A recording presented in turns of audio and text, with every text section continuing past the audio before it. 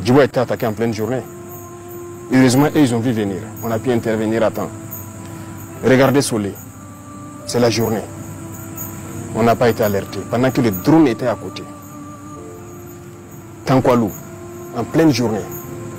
Pas d'alerte. C'est le drone qui a vu lui-même. Taouri, en pleine journée. L'autre jour, le 23 dernier, Sanga, pleine journée. Il y a des choses qui font mal.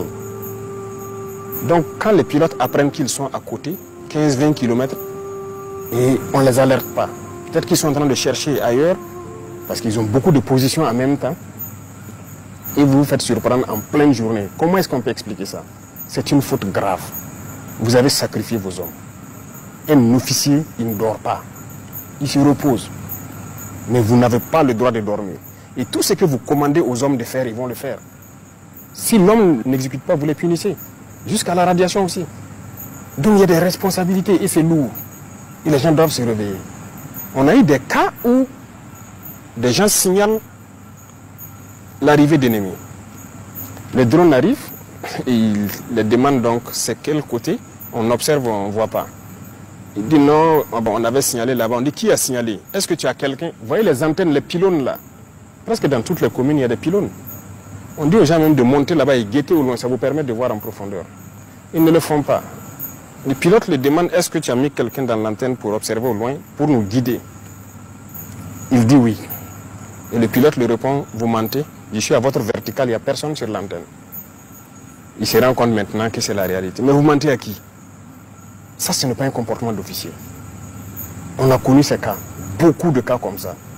Donc, on ne peut pas être soucieux de la vie de vos hommes plus que vous-même l'officier sur le terrain. Donc voilà pourquoi, avant l'année passée, en J, on avait dit ceux qui veulent quitter l'armée n'ont qu'à quitter. Il y a une note du ministère de la Défense.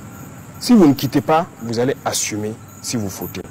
Et pour moi, c'est une trahison. Lorsqu'un officier ne fait pas travailler ses hommes, ne prend pas toutes les mesures. Si vous prenez toutes les mesures et que vous combattez et qu'il y a des pertes, on peut comprendre. Mais lorsque les mesures ne sont pas prises, mais on va vous radier. Ça sera sans appel, parce que vous n'allez pas sacrifier les enfants des gens inutilement. Monsieur le Président, ces radiations n'auront-elles pas un impact sur la cohésion du groupe? Et la mort. La mort de pauvres soldats là. C'est ça. Le soldat est fait pour exécuter. Et c'est à vous, l'officier, de le dire, va te poster ici, tu observes et tu me rends compte. Et l'officier à son poste, il écoute en permanence. C'est à vous, l'officier, de dire le matin, faites des obstacles ici. Si vous ne commandez pas, le soldat meurt. Ça entache plus la cohésion. Il faut assumer. Et c'est ce qu'on a reproché d'ailleurs aux gens dans le passé. Il faut être ferme souvent.